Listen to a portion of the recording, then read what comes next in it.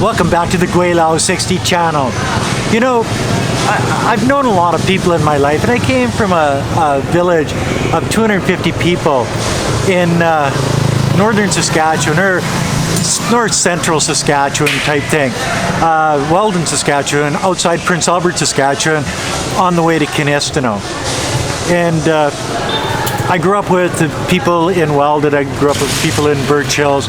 I grew up with people in Prince Albert. I lived in Meacham and Colonsay and places like that around Saskatchewan. I lived in Grand Prairie, Alberta, Peace River. I lived in Grimshaw. I lived in, and out of all of the people that I know and have lived with, I am by far the most adventurous person I have ever met in my life. And I don't know whether it's in the water or it's my personality or what it is, but I came to this realization today. I was driving my motorcycle from Calboyog to San Jorge on Samar Island in the Philippines. I'm 64 years old, and I had a beautiful 31-year-old Filipino girl hugging my back as we're driving down the highway. Where can you get that? It all comes into perspective. If you look back on your life and you say, well, what have you done? I was in the Navy. I worked as a jail guard. I worked as a potash miner. I worked at a number of things. I managed apartments. I ran my own tour company. People told me you can't do that, Gweilo. Now, 29 years old, taking senior citizens to Arizona for winter vacations. And I thought, well, fuck them. What do they know? And then after I did it and made $1 million in the first 6 months, they said, well, how the hell did you do that? You see, and that's what started my legacy as who I am today. After that, I set up a collection agency. Then I set up an immigration consulting firm, and both of them did bang busters in cash and stuff like that. Sort of opened up my world. But during that time period, I met one of the most important people in my life, Wei Fong Liao, a Chinese girl out of Nanning, China, and I was married to her for 21 years before she passed away from cancer. And we traveled exclusively through China, through Southeast Asia. We were in the United States and Mexico and Cambodia and Japan and Thailand, and we just bounced from place to place to place. After we retired and before we even retired, we were doing it. Sorry about the road noise, but hey, this is the Philippines. That's the way it is. And that sort of set me up. After she passed away, that sort of set me up into the world that I live in today, where she was a big part of my life. She sort of taught me how to be adventurous. I was already adventurous, but she pushed the envelope, which was sort of weird in a way because she was such a subtle person. But now I'm living and traveling. I live in China and I live here in the Philippines, so I've got two homes now, and I travel around. I meet people. I drink beer.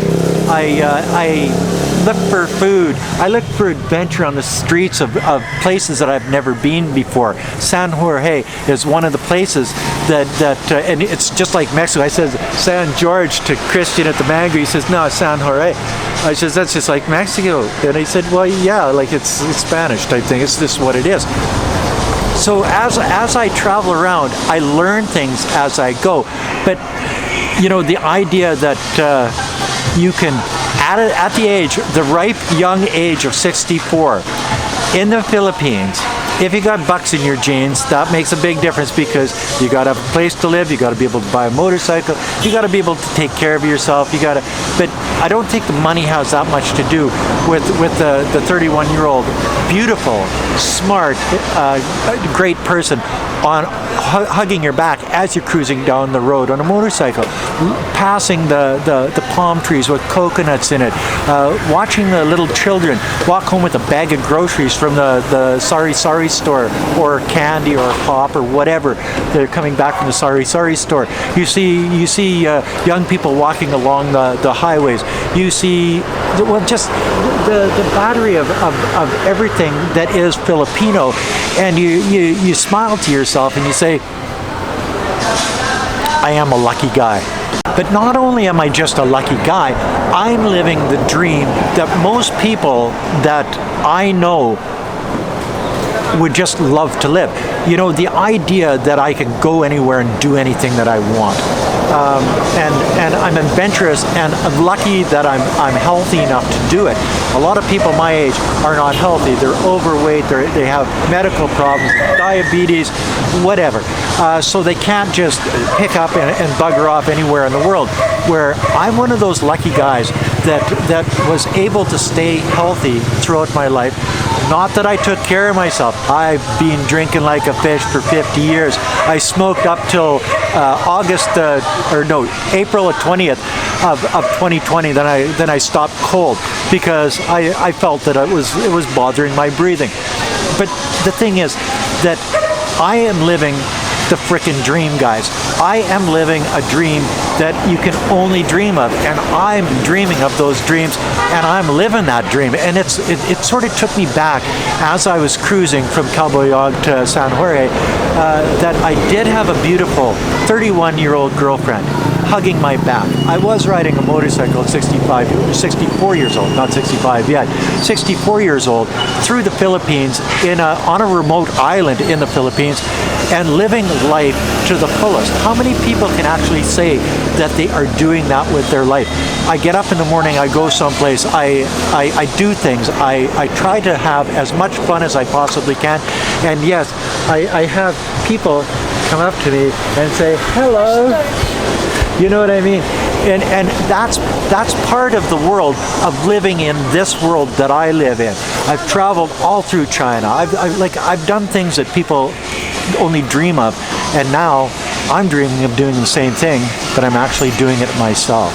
So with that all said, guys and girls, and all you people out there, and I know there's a lot of people that I grew up with that are gonna watch this video and say, yeah, he always had that in him. He's got that little bit of a wild side to him, and he may land somewhere, but it's not going to be back in Canada. It's not going to be in Weldon or Birchill, Saskatchewan. It's not going to be in Prince Albert. It'll be in some place like Samar Island on, in the Philippines, or some remote jungle somewhere is where they'll say, well, this is where he met his end.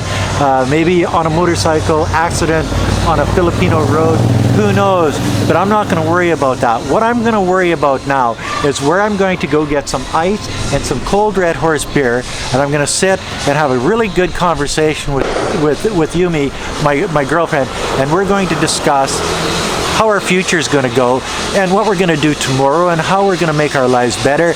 And then I'll wake up with a slight little hangover because I drank too much Red Horse beer, but I'm going to wake up with a smile on my face because I'm going to roll over, I'm going to see this beautiful girl beside me, and I'm going to say, life is good.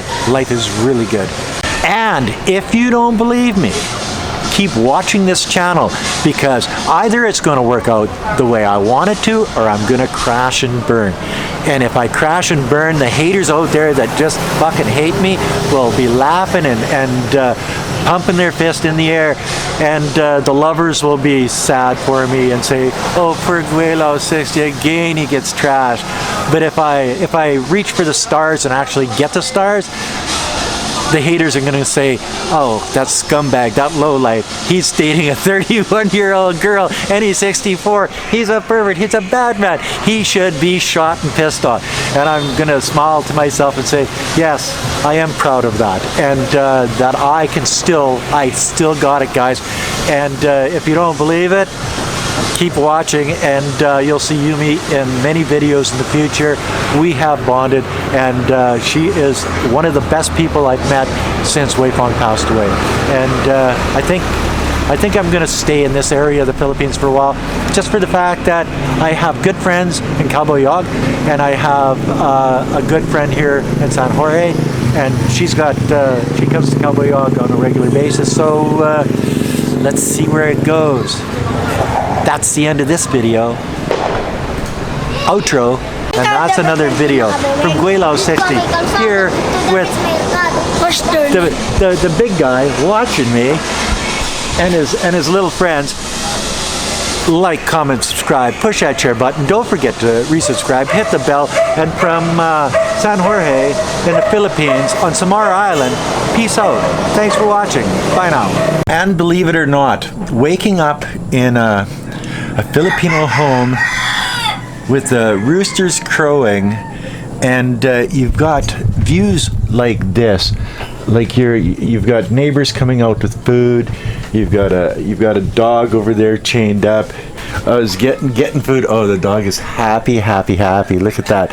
You know, and they take care of their animals really good here. But you've got you've got your palm trees. You've got your banana trees, where you know, people here do their laundry and hang it up, as you can see. And you look out the other side, and you're in the jungle, baby. And that's part of the adventure of being me. I wake up to places like this, and it's what makes my life different than anybody else's life that I grew up with in Saskatchewan, Canada. Weird world I live in, guys. Like, seriously, a weird world I live in.